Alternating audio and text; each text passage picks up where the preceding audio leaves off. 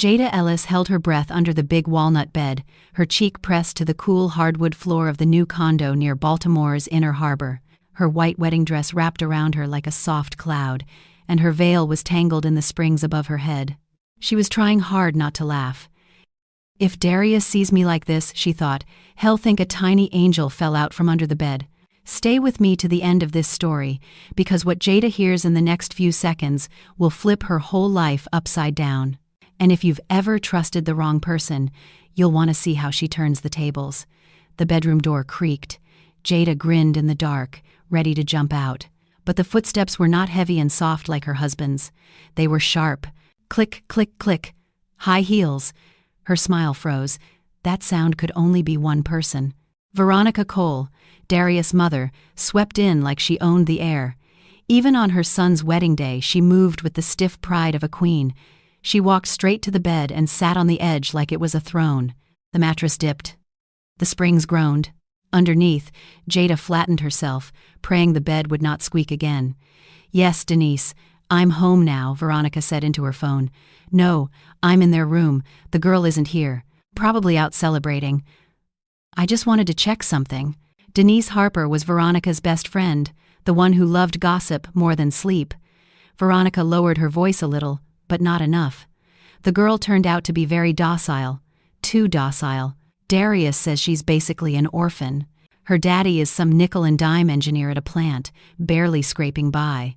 Jada felt her stomach drop. She was not an orphan. Her father, Calvin Ellis, was an engineer who led a design team at a defense research company. He never bragged. The old apartment Veronica had seen was not their real home. It had belonged to Aunt Lorraine, and Calvin kept it for memories. Jada had not felt any need to show off. She thought love should not depend on money. Veronica kept talking. "I went to see her place myself, a hovel in some rundown building out in Decatur. Shameful, really. But now my Darius has leverage. You get what that means, right?" Jada's hands went cold. She had tried so hard to be kind to Veronica, hoping time would soften her. Veronica clicked a lighter. The flame hissed. "Listen," she said. "The plan is simple. They'll live together 6 months, maybe a year. Then Darius starts saying they aren't compatible. I'll play my part. I'll say the daughter-in-law doesn't respect me, talks back, can't cook, keeps the house dirty. You know the routine." Jada's heart pounded so loudly she feared Veronica would hear it. Veronica went on. "Then they separate without a scandal. And the condo, which is in her name now, well, claim in court. Darius put up the money. We saved every receipt. Besides, the girl won't fight. What can a country girl do against us? We have it all mapped out." The room tilted. Darius had insisted the condo papers be only in her name. "Baby, it's easier," he had said, "and you'll feel secure. It's yours." She had believed him because she wanted to. Veronica's phone buzzed. She answered fast. "Hello, Darius." "Yes, son, I'm in your room." "No, your brand new wife isn't here. She can't escape now anyway. She's got the ring and the certificate. Done deal. Bird in a cage, bird in a cage." The words hit Jada like ice water. Veronica laughed softly. "Remember what we said. No weakness from day one. She needs to know who runs this house.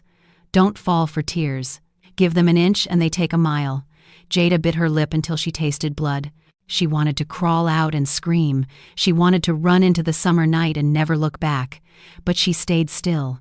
She listened. She learned. "I'll stay a little longer," Veronica said. "I'm going to smoke. I'll open the window so your little wife won't complain about the smell." She paced the room, then stopped at the mirror. "Patience, Denise. I put up with my late husband for 30 years until he finally died. Now the house, the properties, the accounts, all mine. He thought I was some dumb country woman only fit for making soup. Let this one believe it too. It makes everything easier." She let out a nasty little laugh and left. The door shut. Her heels faded down the hall. Under the bed, Jada lay frozen. A minute ago she was a bride with a silly secret. Now she felt like someone standing on the edge of a cliff. Her dress was dusty at the hem. Her veil had torn. None of that mattered. She crawled out and sat on the floor, hugging her knees. Her hands shook, not from cold, but from betrayal and rage. Every odd moment from the past year rushed back. Darius asking too many questions about her family, Veronica's eyes measuring her, Darius pushing for the condo to be her purchase. The pieces snapped into place, sharp and cruel. Her first impulse was to grab her bag and leave right then. She pictured herself walking out into the warm night, never seeing either of them again. But another feeling rose up under the panic. It was quiet, hard, and steady. "No," she whispered. "Not like this." She pulled her phone from her purse. The voice recorder was still running. She had started it when she heard footsteps, hoping to catch Darius laughing at her prank. Now she had proof. She stood. Her knees were weak, but her mind was clear. "You picked the wrong woman," she said to the empty room. Her voice did not wobble. It sounded like a door locking. She smoothed her dress once, then went to the closet. Darius would be back soon. From this moment on, she would act sweet on the outside. Inside, she would count steps, gather cards, and build a way out. She wiped her face, took a deep breath, and practiced a gentle smile. Tonight she would be the bride they expected, while her true self watched quietly. Down the hall, the front door opened. A man's voice called, "Jada? Baby girl, where are you?" Jada heard the front door close and Darius' voice drift up the hallway. "Jada, baby girl, where are you?"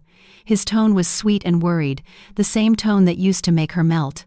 Now it sounded like a song she had learned was fake. She stepped into the bedroom doorway and forced her face to look calm. "I'm here," she called. She let him see her in jeans and a soft sweater instead of the wedding dress. Darius hurried toward her, still in his suit, jacket over one shoulder. He scanned her like he was checking a list, then smiled and pulled her into a hug. "There you are. I drove halfway across the city looking for you. I thought something happened." He kissed her forehead. The kisses felt like cold paper. Jada fought the urge to pull away. "I was just tidying up a little," she said. "I changed because the dress was heavy." He laughed. "On our wedding night? You're cute." He held her hand. "Come on, let's sleep. Tomorrow starts our vacation." They went into the bedroom. The walnut bed looked normal again, like it had not swallowed a secret. Jada kept her eyes off the floor. Darius kicked off his shoes and fell onto the mattress. Beat, but happy. "We're finally married." He reached for her waist. "Come here." Jada sat on the edge, careful to leave space. "I'm tired too," she said. "It was a long day." He studied her. "You feel cold. Are you freezing? Want me to turn up the heat?" "No, I'm fine." She smiled the way Renee had told her to, soft and easy. "Just tired." Darius nodded. "By the way, Mom came by earlier looking for you. She said she didn't see you. Where were you?" Jada's heart jumped. She kept her face smooth. "I was in the shower. Maybe she left a gift?" His jaw tightened for half a second, then he laughed. "Probably. She's always on the move." He yawned. "I'm going to shower. Don't fall asleep without me." He walked into the bathroom, humming like a man with no worries. The water started. Jada stood still, listening. Her hands trembled, not from fear now, but from anger trying to grow teeth. She opened her phone. The recording was still running, clear as a bell. Veronica's plan. Veronica's laugh. Bird in a cage. She stopped it and saved the file under a plain name. Wedding night. She lay on the bed, staring at the ceiling fan. Her mind replayed the last year. Darius insisting the condo be only in her name. "It's easier, baby, and you'll feel safe." Veronica's careful questions. "You don't have anyone else, right?" Such a tragedy. Jada had thought that was kindness. Now she saw the hunter measuring her prey. She pressed her fist to her mouth so no sound came out. She wanted to cry, scream, or run. All three feelings tried to rise at once. Then another voice rose underneath them, quieter but stronger. It was her own. "You can fall apart later," it said. "Right now, think." The shower shut off. Darius came out in a robe, towel in his hair. "You okay?" he asked. "Just overwhelmed," Jada said. "Weddings are a lot." He chuckled. "Come on, let's sleep." He slid under the covers and pulled her close. His arm was heavy across her ribs. She breathed shallow and waited. In minutes, his breathing turned slow. He dropped into sleep like a stone. Jada stayed awake. She remembered the early days with Darius, when he stood on the pier and bought her lemon ice from a cart. He had called her my lucky star and made her laugh until her stomach hurt. He used to show up at her door with flowers from the corner store and say, "Pretty doesn't need to cost a fortune." Jada had loved that about him. She had told herself he was different from the men her friends warned her about. Now she saw another side, and it scared her how well it had been hidden. She was angry at him, but also at herself for missing the signs. She was not stupid. She was a grown woman who had built her own life, so why had her heart walked into a trap? Because, she answered honestly, she wanted to believe in love. Wanting that was not a crime. Trusting him had been a risk, not a weakness. The weakness was his. Outside, a harbor breeze slipped through a cracked window. City lights flickered on the wall. Every shadow looked like a question. If she left now, she thought, she would be safe. She could drive to her dad's place, tell him everything, and never come back. But Darius and Veronica would tell their story first. They'd paint her as a dramatic bride who ran for no reason. In court, they would wave receipts and smile. They might win. Jada hated that idea more than she hated the lie.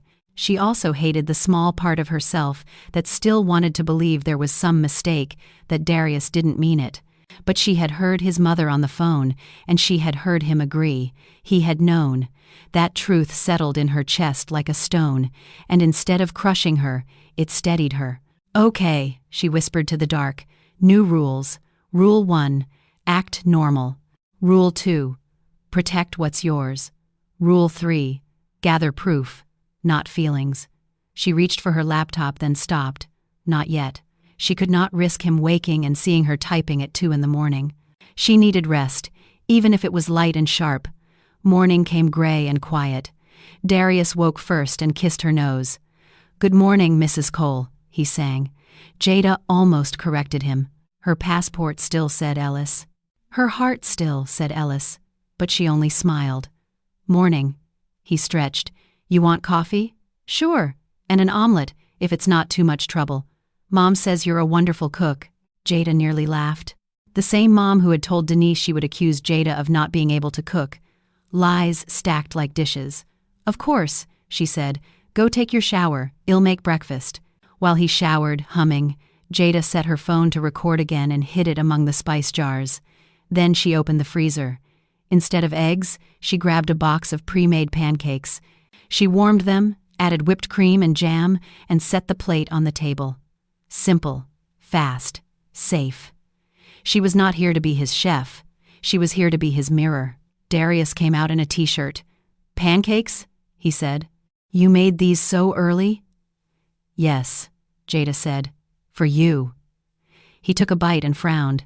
"They're kind of rubbery. New recipe. Low fat." He laughed and swallowed. "Okay. It's fine." He drank coffee, then cleared his throat. "I was thinking," he began, "what if you add me to the condo paperwork, so I can handle repairs or deal with the HOA? Easier for us." Jada took a slow sip of coffee. She let the pause stretch. "And why would you need that?" she asked softly. "I can handle repairs. Or do you think I can't?" He blinked. "No, baby, you can. But I'm the man, head of the household. I should help." There it was, his mother's line dressed up like love. Jada nodded as if he had said something wise. "Sure, honey. We'll talk later." Relief washed over his face. "Good. I'm meeting Trey today." "What are you doing?" "I'm seeing Renee," Jada said lightly. "Just coffee." His eyes narrowed. "Your lawyer friend?" "My best friend. Don't worry. I won't be late." He forced a smile. "Okay. Just don't talk about private stuff. You know how people gossip." "Of course." He grabbed his keys. "Mom's coming for dinner tonight. Make something delicious. First impressions matter." Jada waited until the door shut and his footsteps faded. Then she pulled her phone from the spices and stopped the recording. She played back the last minutes. Crystal clear. "I'm the man. Head of the household. Add me to the paperwork." Her stomach still hurt, but her mind felt sharper. She was no longer falling. She was climbing. 2 weeks of vacation, she reminded herself. 2 weeks where Darius thought he was leading. 2 weeks where she would build a whole deck of cards.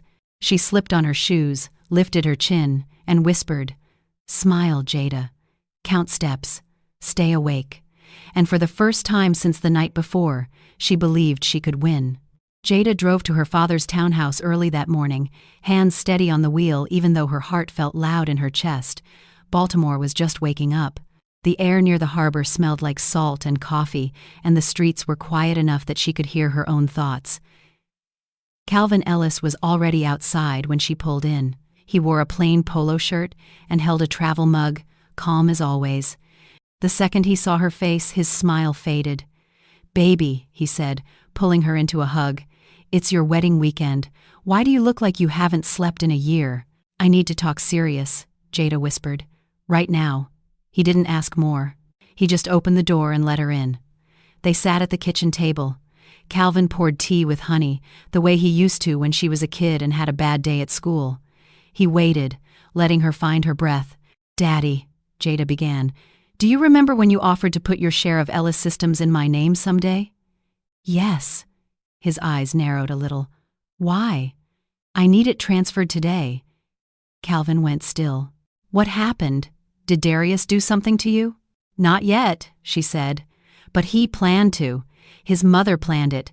Daddy, they're trying to take my condo." Calvin's jaw tightened. "Tell me what you know." Jada pulled out her phone and played the recording from the night before. Veronica's voice filled the kitchen cold, sure, and proud. The plan was simple. 6 months to a year, a fake separation, court, receipts. The condo in Jada's name would become theirs. And the words that stuck like thorns, "bird in a cage." Calvin listened without moving. When the audio ended, he let out a slow breath. "I knew it," he said quietly. The boy smiled, too sweet. "And that mother's eyes never looked at you like family. They looked at you like a prize." Jada stared at the steaming cup. "I should have listened to you. Don't do that." He covered her hand with his. "Love makes people hopeful, not foolish. The foolish ones are them." Her throat stung. "So you'll go to the notary?" "Of course." He stood up and walked to the cabinet where he kept important papers. "Well, transfer my shares to you today, and well, also transfer Aunt Lorraine's condo into your sole name. I had that paperwork ready. I never trusted those people." Relief washed through Jada so hard her shoulders dropped. "Thank you, Daddy. No need. You're my girl. And nobody's playing you." His anger didn't explode. It gathered like a storm held back by strong walls. That calm strength steadied her. They drove together across town to Notary Leonard Price's office, a tidy suite above a bank near Charles Street. The waiting room smelled of paper and lemon cleaner. Leonard came out in a crisp gray suit and greeted them warmly. "Good morning, Calvin." "Good morning, Jada. Congratulations on your marriage. What are we signing today?" Calvin got right to it. "We're formalizing a donation of 49% of my shares in Ellis Systems to my daughter, and transferring the property on Republic Avenue into her name alone." Leonard nodded like this was a normal Tuesday. "All right, let's do it properly." Jada signed the first document. Her pen didn't shake. She signed the second. Each line felt like tightening a lock. Calvin placed a third paper on the desk. "And this is a power of attorney," he said. "If I'm ever temporarily unable to handle the rest of my shares, Jada can administer them." Jada looked up, surprised. Calvin gave her a small, sad smile. "After your mother died, I learned life can spin fast. I want you protected, especially now." Her eyes burned. "Okay. Sign," he said softly. She did. Leonard stamped each page and slid the folder back to them. "Done," he said. "Everything is secure under Jada's name as of today. I'll file it within the hour." Outside, sunlight flashed on the harbor water. Baltimore looked the same, but Jada felt different. She felt planted. On the drive back, Calvin kept his eyes on the road. "Now tell me what you're planning next." "I'm not running," Jada said. "I'm going to let them think I'm that soft country girl they described. While they're relaxed, I'll gather proof." "Quietly," Calvin nodded once. "That's my daughter. Your mother would be proud." Jada swallowed. "I don't want you fighting them for me. I won't unless you ask." His voice stayed even. "This is your battle. I'm just your backup. At 10 sharp, attorney Renee Walker arrived at the condo, leather folder under her arm, freckles bright across her nose, eyes sharp and awake. She kicked off her sandals at the door like a woman who planned to stay a while. "All right," she said. "Tell me what dumpster fire we're putting out." Jada played the recording for her. Renee listened, her eyebrows rising higher with every sentence. "Good Lord," she said when it ended. "That's pre-planned fraud. Not a misunderstanding. A scheme. We can sue," Jada said, "but I don't just want a lawsuit. I want them to learn something they'll never forget." Renee studied her face, then gave a short, proud laugh. "Well, hello, lioness. I was waiting for you to wake up." Jada pulled out another file. "This is the bank transfer from my trust fund to Darius' account. I gave him that money to pay for the condo. He withdrew it in cash and handed it to the seller in front of his mom like it was his money." Renee's eyes lit up. "And you have the transfer record?" "Every line. My bank printed it this morning. Perfect." Renee spread the papers across the table. "Those receipts they're saving? We turn them against him. We show he used your separate funds. That makes the condo your separate property, clean and clear." Jada felt a grim little comfort. "So, what do we do first?" Renee grabbed a pen. "Step 1. Move your cash into accounts Darius doesn't know about. Do it today. Quietly. Step 2. Keep these new share documents safe off-site. Step 3. Gather more evidence from him and his mother. We already have a big recording, but more proof means more leverage. And the most important part?" Jada asked. "Show nothing." Renee tapped the paper. "You act sweet. You laugh. You nod. You cook. Give him no reason to speed up the timeline. Let him relax. Let him brag. Men like that always brag." Jada nodded. It fit the rules she had made in the dark. Her phone buzzed. Darius texted, "How's your morning? Miss you already." The red heart felt like a joke. Jada typed back, "Morning, babe. Just catching up with Renee. See you later." Then, she set her phone face down. Renee leaned back. "I know you're hurt, but you're choosing strategy over panic. That's how you win." "I trusted him," Jada said quietly. "I wanted to believe in him." "You're allowed to want love," Renee said gently. "Wanting love isn't the problem. The problem is people who use it like a trap." A knock came at the door. Calvin walked in, and Leonard Price followed with a final stamped packet. "Everything's filed," Calvin said. "Your shares are in your name. Republic Avenue is in your name. All official." Jada felt her lungs open. "Thank you." Renee shook Leonard's hand. "Always clean work, Mr. Price." He smiled. "I try." While Renee reviewed the pages, Calvin pulled Jada aside in the hallway. His voice dropped low, warm but firm. "Do you want me to call the police today?" Jada shook her head. Calvin studied her for a long beat, then nodded. "All right, I trust you." Back at the table, Renee helped Jada open new accounts and move money in careful chunks. The clicks were small, but each one felt like laying a brick. By noon, Darius had no access to her cash, no path to her shares, and no chance to touch Aunt Lorraine's place. Renee packed her folder. "Remember," she said, meeting Jada's eyes, "your face is a curtain. Your mind stays backstage. I won't forget. You're not alone." Renee paused at the door. "Call me anytime, even if it's just to breathe." Jada nodded. "I will." After they left, the condo felt quiet and safe, in a way it hadn't the night before. Sunlight poured through the windows, catching dust in the air like tiny sparks. The place was still half unpacked, still new, but it was hers. Her phone buzzed again. Another message from Darius. "Mom wants to come for dinner tonight. You cool with that?" Jada let her mouth tighten, then softened it into the sweet smile she had practiced. She typed, "Sure, I'll make something nice." She walked to the bedroom for a second and looked at the walnut bed. Last night it had felt like a trapdoor. Now it felt like a reminder. She touched the headboard and thought of her mother, who used to say, "When people show you who they are, believe them the first time." Jada had not believed it fast enough, but she had believed it in time. She wasn't a girl hiding anymore. She was a woman building a safe place with her own hands, one careful move at a time. She promised herself never to trade peace for lies, again, ever. Then she whispered to herself, "Stage 1 is done. And if you're listening right now, stay with me, because dinner tonight is where Jada serves the first lesson." Jada spent the afternoon moving through the condo like a quiet storm. She wiped counters already clean and kept one ear tuned to every sound in the hall. Her phone sat on the kitchen shelf, recorder on, hidden behind the salt and pepper. The tiny red dot felt like a heartbeat she could control. Darius came home around 5 with a grin too bright for a normal day. "Hey, Mrs. Cole," he said, kissing her cheek. "I brought you that caramel latte you like." "Thank you, babe," Jada said, tasting the word babe like a pebble. He looked around. "Place is coming together. You're really on it." "I want it to feel like home," she said. He nodded as if that was his idea. "Mom will like that. She's picky." He watched her. "You seem better today." "I am," she lied. He lowered his voice.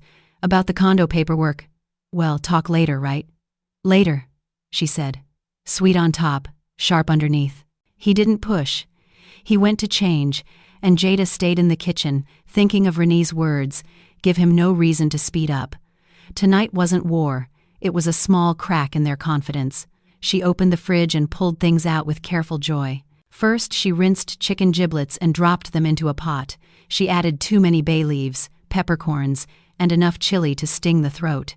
She stirred and thought, "You want country cooking? Here it is."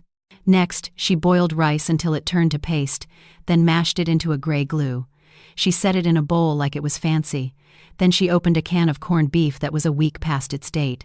The smell wasn't great, but she smiled anyway.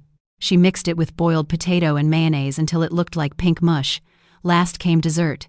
She stacked ladyfingers in a pan, whipped margarine with sugar, and spread it thick between layers. The cake was sweet, greasy, and wrong. At 7, Darius came back into the kitchen, cleaned up and smelling of cologne. "Smells strong," he said.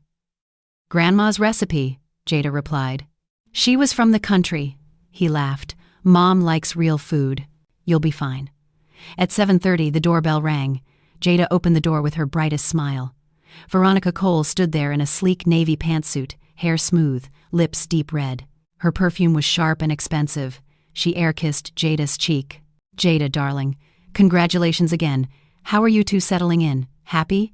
"Of course you are. We're doing well, Miss Cole. Please come in."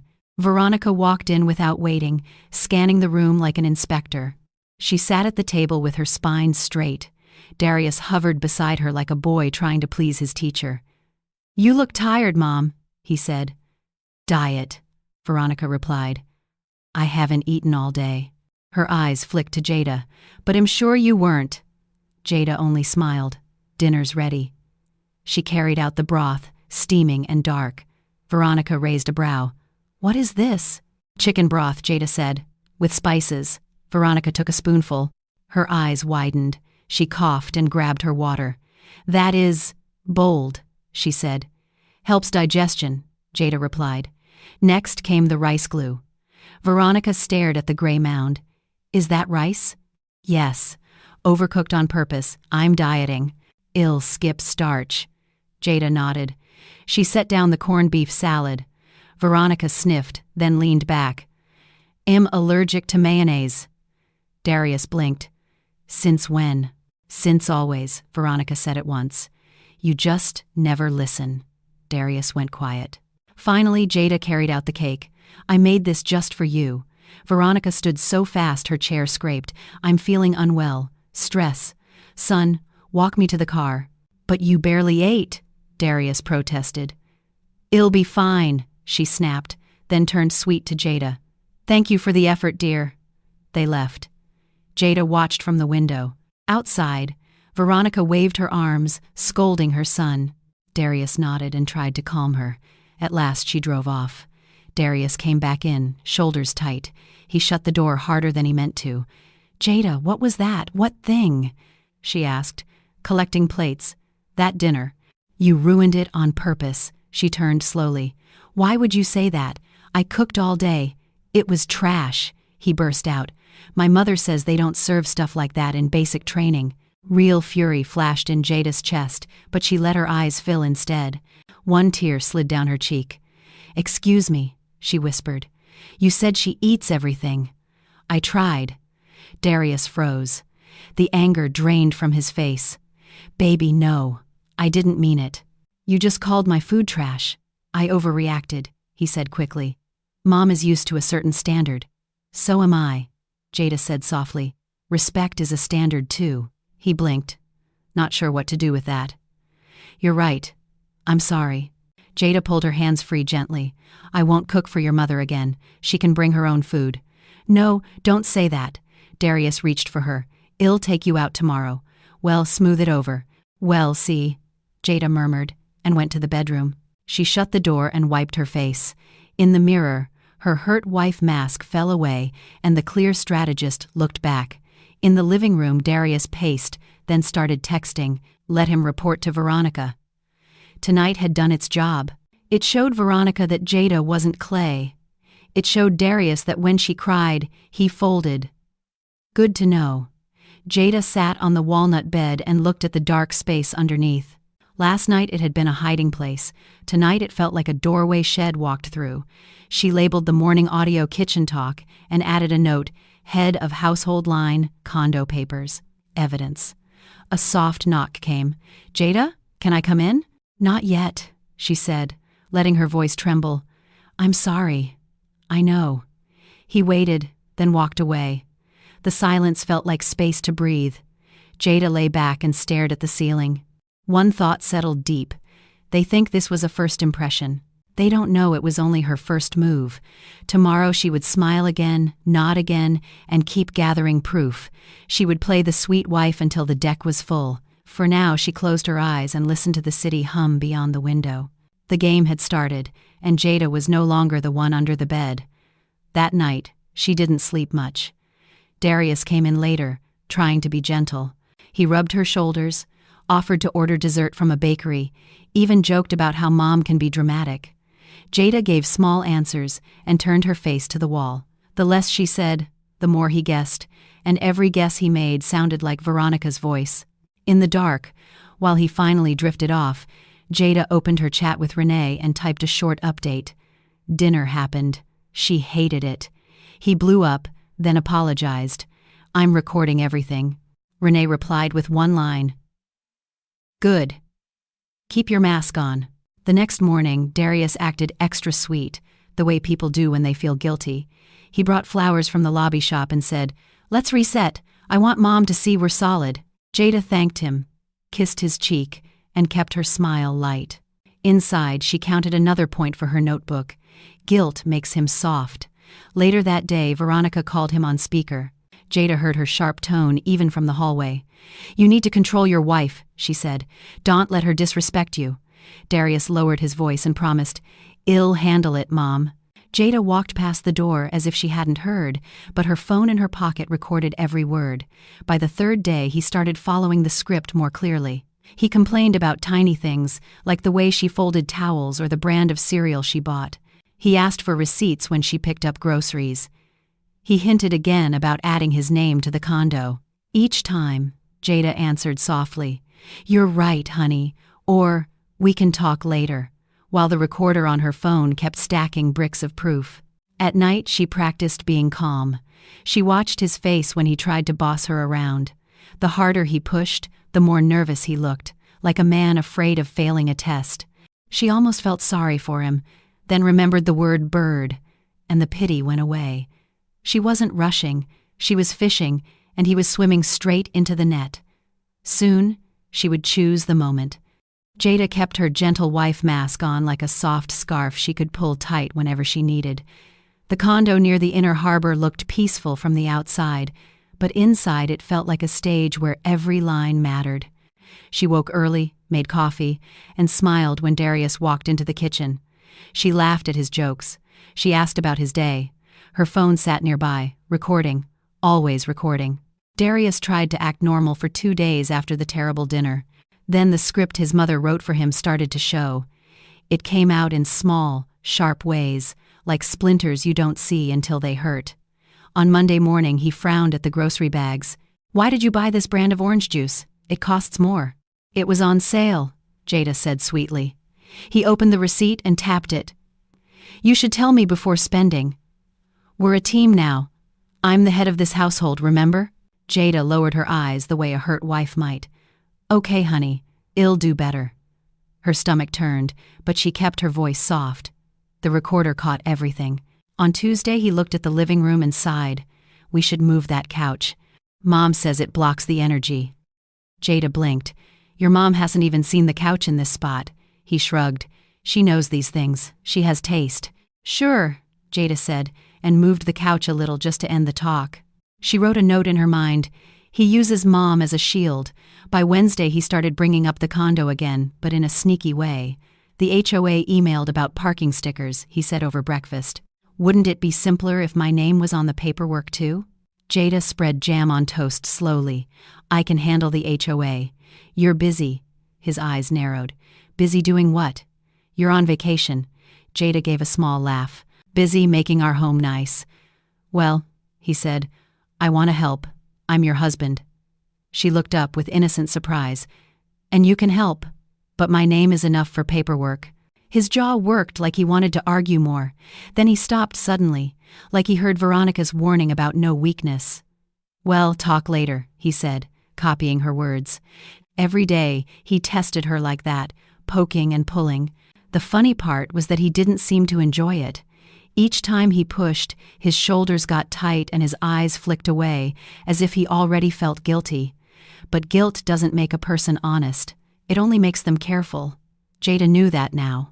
She also knew she had to keep her body calm, even when her mind burned. At night, she went into the bathroom, ran the faucet, and let her face fall for a minute. She whispered to herself, "I'm not weak. I'm not trapped. I'm building proof." Then she would go back to bed and let Darius wrap an arm around her waist, pretending that the arm did not belong to someone who had sold his soul for a condo. The week moved slowly. Summer heat grew thicker. Harbor air came in salty through the windows. Darius kept leaving for friends and coming back with excuses that didn't match the clock. Jada didn't ask questions. She wanted him loose and brave, not suspicious. On Friday night, the moment she needed finally walked right into her lap. Darius came home with a six-pack and a smile that was too loud. "Trey's coming by," he said. "We're just gonna watch the game." "Sure," Jada replied. "I'll be in the bedroom reading." She set her phone on the bookshelf in the living room, half hidden behind old novels. The recorder light blinked once, then went dark. Perfect. Trey Banks arrived wearing shorts and a grin. He was the kind of man who talked with big hands and laughed before the punchline. He slapped Darius on the back and dropped onto the couch like it was his. They cracked beers. The game started. By the third bottle, their voices loosened and floated through the condo. Jada sat in the bedroom with the door slightly open, pretending to read. In truth, she listened, counting each word. "Man, married life treating you good?" Trey asked. Darius snorted. "Yeah, it's fine. She's nice. Too nice sometimes."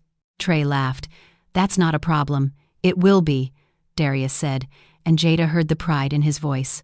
"Mom says I gotta set the tone early. Your mom's still running your life?" Trey teased. Darius took a long drink. "She's smart. She sees ahead." "Like this condo thing." Jada's spine went straight. Trey turned down the TV a little. "What condo thing?" Darius leaned forward like a kid sharing candy. "You know how my wife owns this place on paper? In her name only?" "Yeah, I thought that was weird. Why didn't you put your name too?" "Because that's the plan." Darius laughed. "Mom set it up. We let it sit in her name. I act like the sweet husband. Then in 6 months to a year, we split. No big drama. Then I go to court with the receipts. We say I paid for everything. We take the condo. I'm free." Trey whistled. "Damn. Your mom don't play." "Nope." Darius grinned again. "And Jada won't fight. Her daddy's some working guy, not like he can pay lawyers. Mom and I will eat her alive." Jada felt something cold slide into place in her chest. There was no maybe left. He was proud of the trap. Trey said, "What if she sues?" Darius barked a laugh. "Sue me where? She's soft. She cries over chicken broth. Shell fold. Shell be grateful just to leave without shame. Jada closed her book gently. Her hands were steady. The rage was there, but it had turned into fuel. From the couch, Darius kept talking. It's perfect, man. I get a year of living good, then a free condo.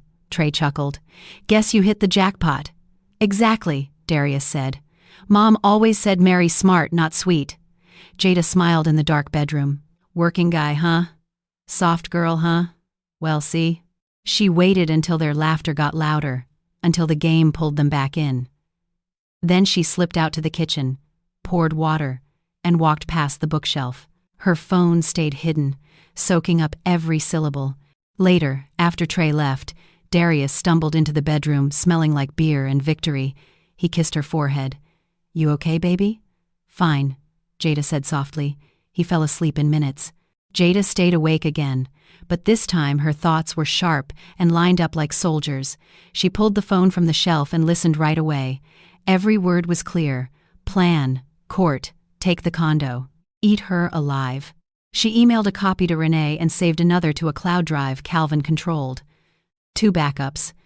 Then she opened her notebook and drew a simple timeline. Week 1. Jada hears the plan. She transfers assets. She records Darius. Done. Week 2. She gathers a public confession. Done. Now came the next step. Choose the battlefield. She knew Veronica hated embarrassment more than anything. She hated looking weak, especially in front of people she wanted to impress.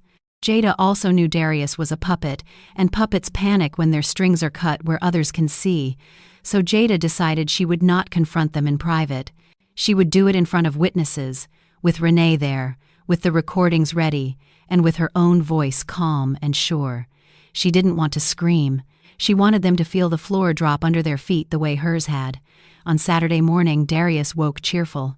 He had no idea the net had closed around him. He made coffee and said, "What should we do today? Maybe go to the aquarium?" Jada smiled warmly. "That sounds nice, but I promised Renee I'd meet her for a bit. Just girl talk." His face pinched. "Again? She's my friend," Jada said lightly. "We haven't caught up in forever." He waved it off. "Fine, but Mom's coming tomorrow. Make something better this time." Jada nodded. "I will." She watched him leave and felt, not fear, but a quiet pity. He thought he was clever. He didn't know he had been recorded twice. She didn't pity him long. Pity is for people who want to change. He wanted to take and run. Jada cleaned the kitchen, then called Renee. Renee picked up on the second ring. "You got something?" "I got gold," Jada said. He confessed to Trey. Clear as day. Renee let out a low whistle. "Send it." "Already did." "What's next?" "What's next," Renee said, voice turning crisp, "is we set the stage. You invite Veronica over like you're making peace. You invite Darius' friends too, so there are witnesses. We play the recordings, we hand her the packet. We make them choose between leaving quietly or facing charges." Jada breathed in. "Good. You ready?" "I've never been more ready." She hung up, then stood and looked out at the harbor. Boats drifted like toys on the water. People walked their dogs on the promenade, not knowing a war was being planned 3 floors up. Jada touched her ring and felt no sadness, only clarity. The ring was a prop now, helping her buy time. She whispered to herself, "One more act." Then, curtain. And she began to plan the dinner that would end Darius and Veronica's little dream. She opened her calendar, picked Sunday at 7, and smiled. The lioness waited behind silk. Tomorrow the hunters would learn who was hunting whom at last, sure. Jada spent Sunday setting the condo like a stage. She ordered real food from a good place downtown, put fresh flowers in a vase, and lit 2 vanilla candles. If a stranger walked in, they would think this was a sweet family dinner. That was the point. Before anyone arrived, Jada stood by the window and watched boats drift on the dark water. She could see couples walking along the promenade, laughing, carrying ice cream, living normal lives. For one second, she wanted to be normal too. She wanted a husband she could trust, and a mother-in-law who felt like family. Then she remembered the word cage, and the softness inside her turned back into steel. She checked her hair, smoothed her plain blue dress, and whispered, "Be kind on the outside, be sharp on the inside. Tonight is truth night." At 6:30, she checked her phone and hit record, sliding it into her sweater pocket. She placed a second phone on the living room bookshelf. 2 nets were better than 1. Darius walked in at 6:45 wearing a bright smile and a shirt he saved for good husband days. "Wow," he said, staring at the table. "You went all out." "I wanted a fresh start," Jada said softly. He hugged her. "Mom will be happy. Who else is coming?" he asked. "You said you wanted it lively. So I invited Trey and Simone. And Marcus too."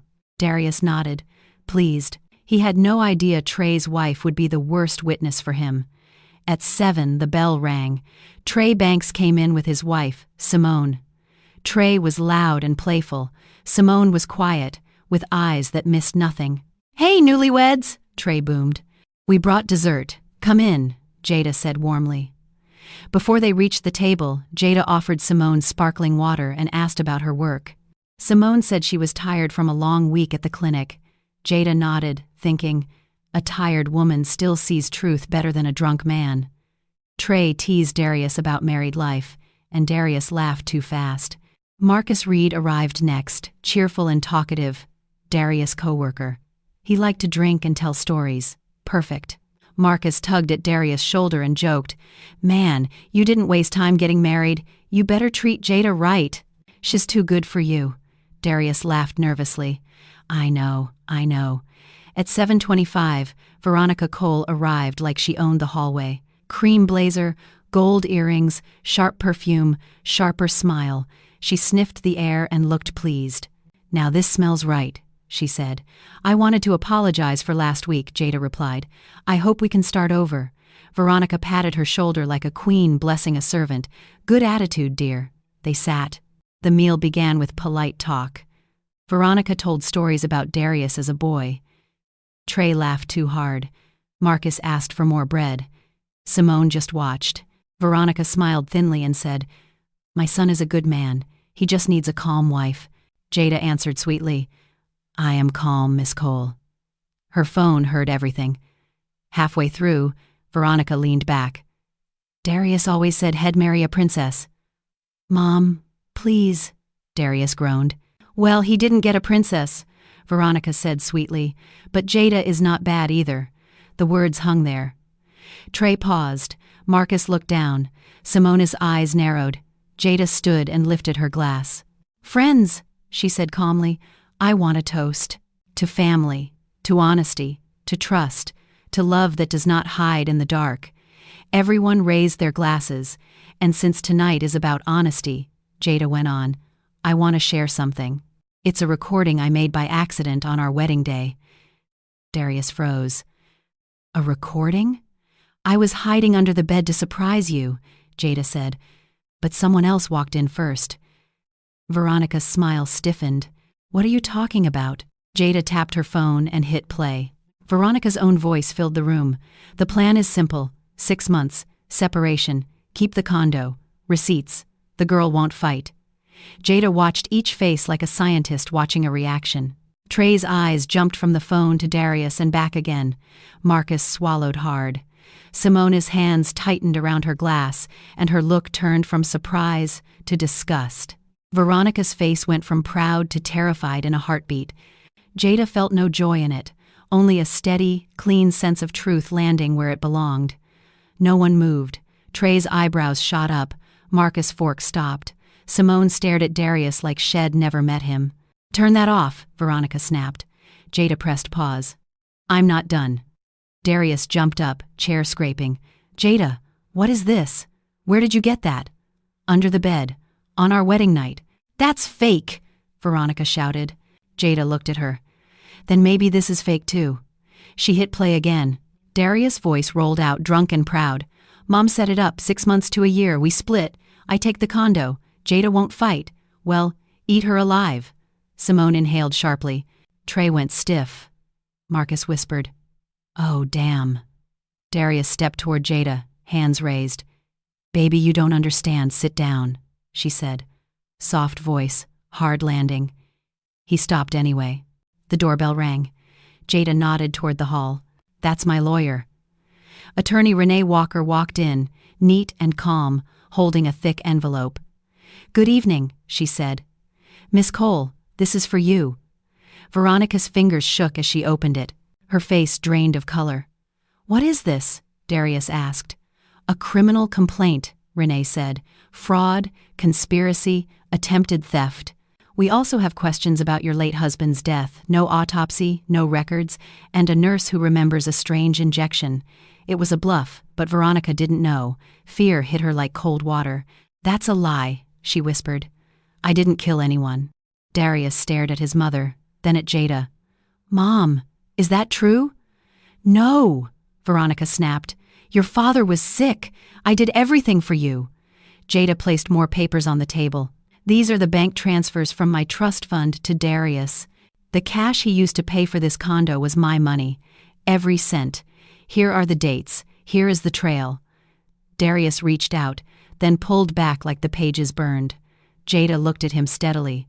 "You and your mother plan to steal my home." Her voice stayed even. "I could call the police right now." "I won't. Not because you deserve mercy, but because I refuse to become you." The candles flickered. Nobody spoke. Jada turned to Veronica. "You have one chance. Stand up. Leave this condo. Leave my life. Leave your son's life. If I ever see you here again, all of this goes to the police. Not just the condo fraud. Everything Renee is ready to ask about." Veronica stared at Darius, waiting for him to save her. Darius looked down, shaking. "Darius," she whispered. He swallowed. "Mom, go." Her mouth fell open. "What?" "Go," he said, louder now. "Just go." Veronica rose on stiff legs, grabbed her purse, and marched to the door.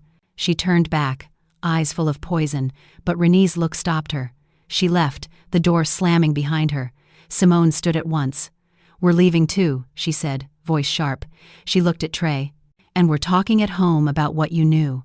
Trey started to protest, but she was already walking out. Marcus mumbled goodbye and slipped out after them. Only Jada, Darius, and Renee remained. Darius' shoulders sagged. "Jada." "I don't," she said. "He tried anyway. It was Mom's idea. I didn't want to hurt you." "You are a grown man," Jada replied. "You chose this." Renee squeezed Jada's hand. "I'll be outside. Call if you need me." She left quietly. Darius stood there, eyes wet. "Could we fix this?" Jada shook her head. "Fix what? That you betrayed me? That you laughed about stealing my home? That you called my father a working stiff?" "No," he flinched. "You don't fix that," she said. "You leave." After a long minute, he went to pack. Jada stayed at the table and listened to drawers open and close. He came back with a suitcase. "Jada, I'm sorry." She met his eyes. "Sorry after getting caught isn't love. It's fear." He nodded, defeated, and walked out. Jada stood alone in the quiet condo. Her hands finally shook, but this time from release, not panic. She let herself breathe. She didn't feel like a winner, just a woman who finally stopped lying to herself, and that truth felt safer than any ring on her finger ever could. And if you're listening, stay with me. What happens next is where the real healing and the real justice begins. Jada stood in the quiet condo after the door closed behind Darius.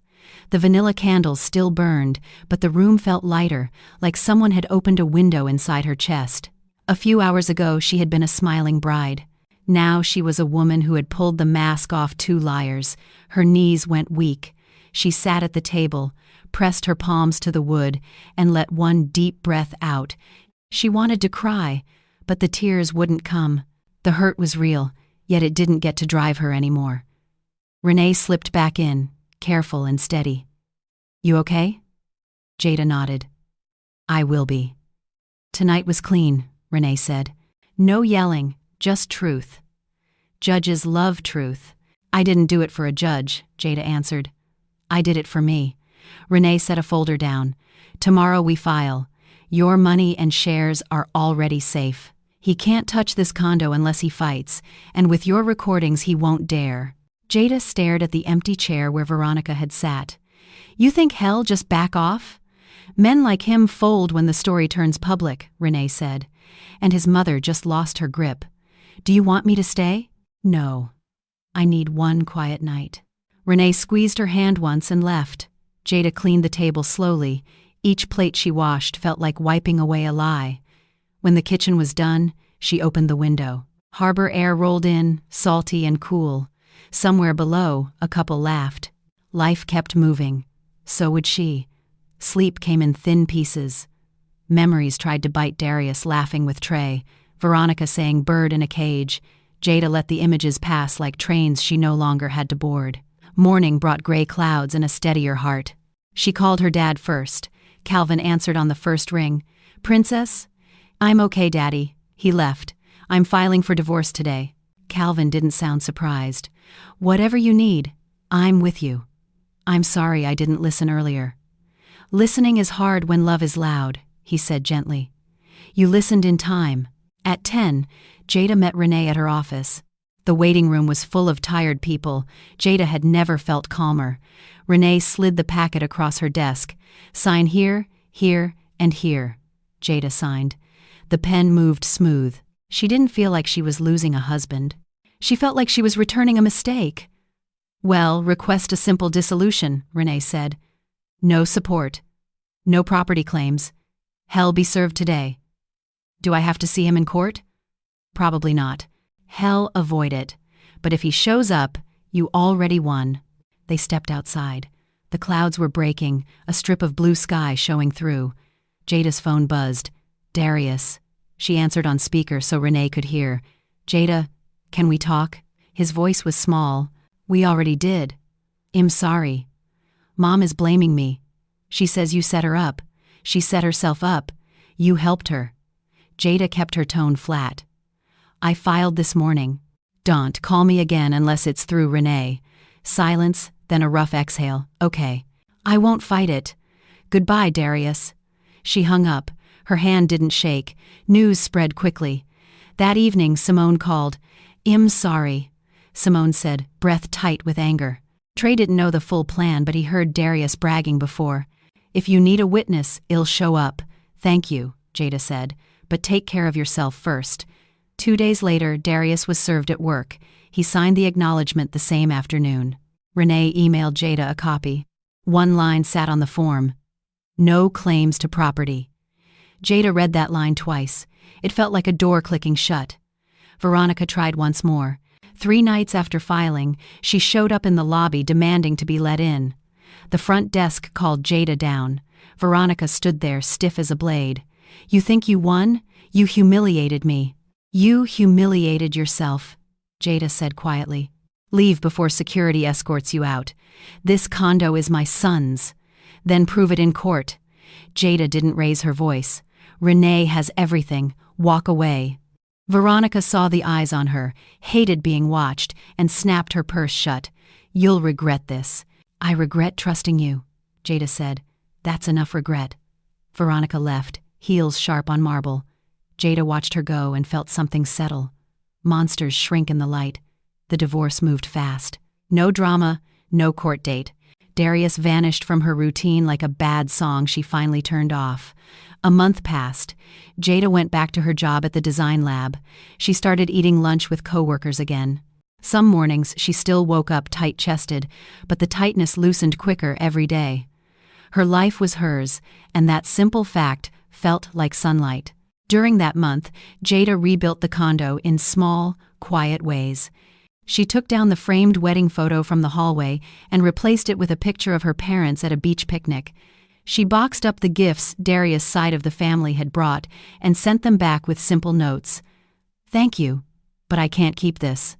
The only things she kept were the gifts from her own people, a quilt Calvin had given her, and a cookbook from Irene. She also changed the locks, by her own hand. It was plain and practical, but it felt like a ceremony. The locksmith asked, "Everything okay, ma'am?"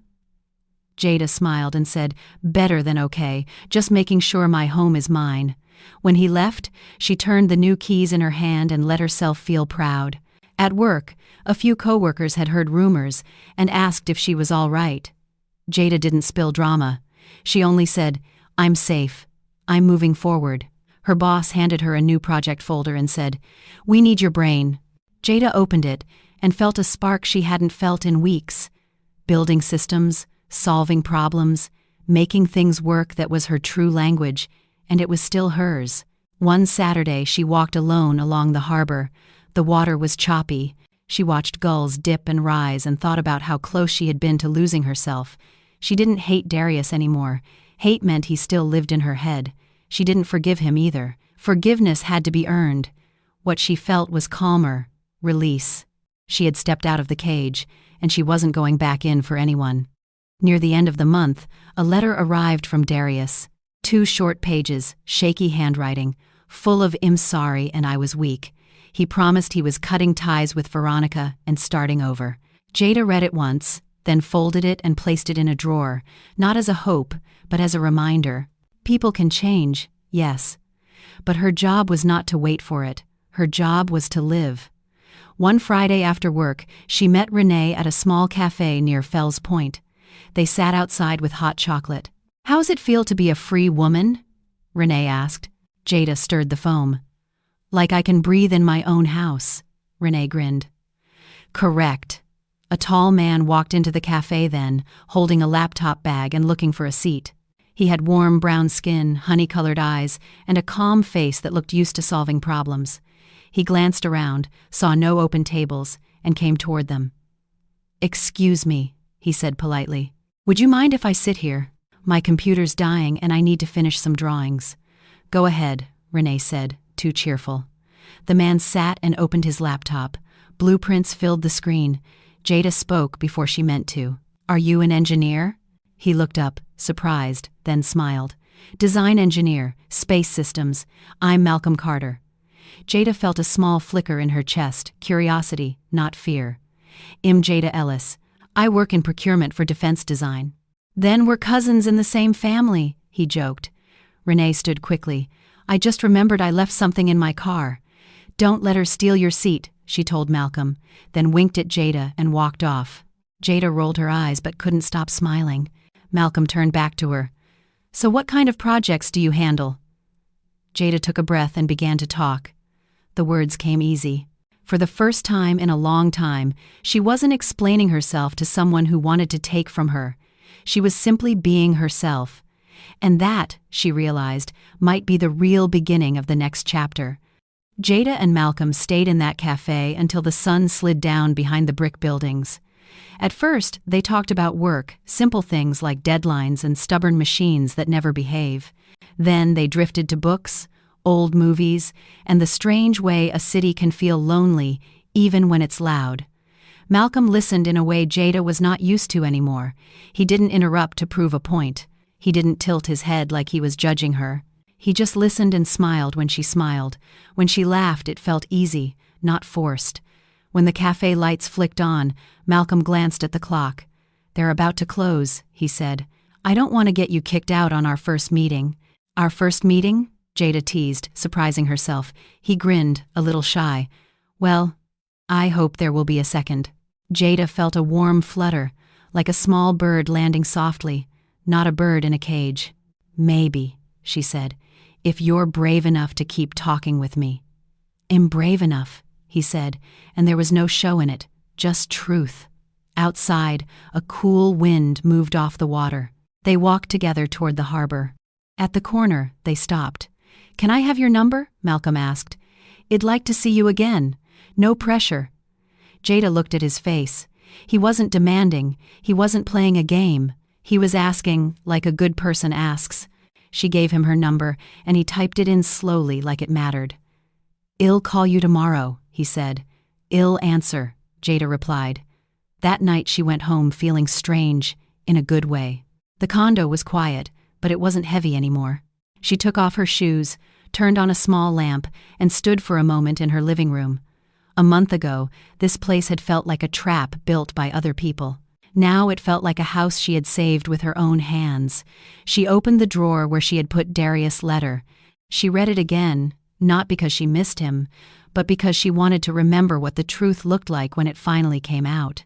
Then she put the letter back and closed the drawer. "Past," she whispered. "Stay there." The next day Malcolm called, and the next week he took her to a jazz club by the water.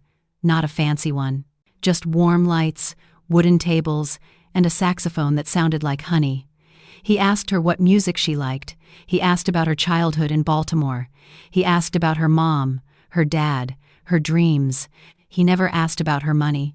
He never asked about her condo. That alone was a kind of healing. On their third date, Jada told him the truth about her first marriage. She didn't give every ugly detail. She just said, "I married someone who wasn't honest. I learned the hard way." Malcolm didn't look shocked. He didn't look sorry for her either. He looked angry for her, the way a good man gets angry at cruelty. "Whoever did that to you was a fool," he said. "To lose you for greed." Jada swallowed. "You don't even know me well." "I know enough," he answered. "You're kind, but you're not weak. You're smart, and you don't lie to yourself anymore." "That's rare." His words didn't make her feel trapped. They made her feel seen. Months passed. Jada kept living her life. She worked hard. She laughed more. She visited her father every Sunday and helped Irene cook dinner. Calvin watched Malcolm like a careful guard at first, then warmed up when he saw the way Malcolm treated his daughter. Respect first, always. One windy afternoon in early spring, Jada was walking with Malcolm when they ran into Darius in the park. He looked thinner, older, like life had been rough on him. He was with a woman and a little boy on a scooter. Darius froze when he saw Jada. "Jada." "Hi, Darius," she said calmly. He looked at Malcolm's hand holding hers. "You look, well." "Thank you," she said. It was true. "I wanted to say, I'm sorry," he said quietly. "For everything." Jada nodded once. "I heard you. I'm trying to do better," he added. His eyes flicked to the boy. "I have to." "That's good," Jada said. "Do it for real this time." He gave a tired half smile and walked away. Jada watched him go and felt nothing sharp inside, just a quiet, clean ending. A year after the divorce, Jada stood in her kitchen with a new plant on the windowsill and sunlight on her face. She had just gotten a promotion at work. Malcolm was across the room fixing a loose cabinet door without being asked. He looked up and said, "You know, I keep thinking about the night you hid under that bed." Jada laughed. "Don't remind me, but think about it," he said. "One small joke saved your whole future."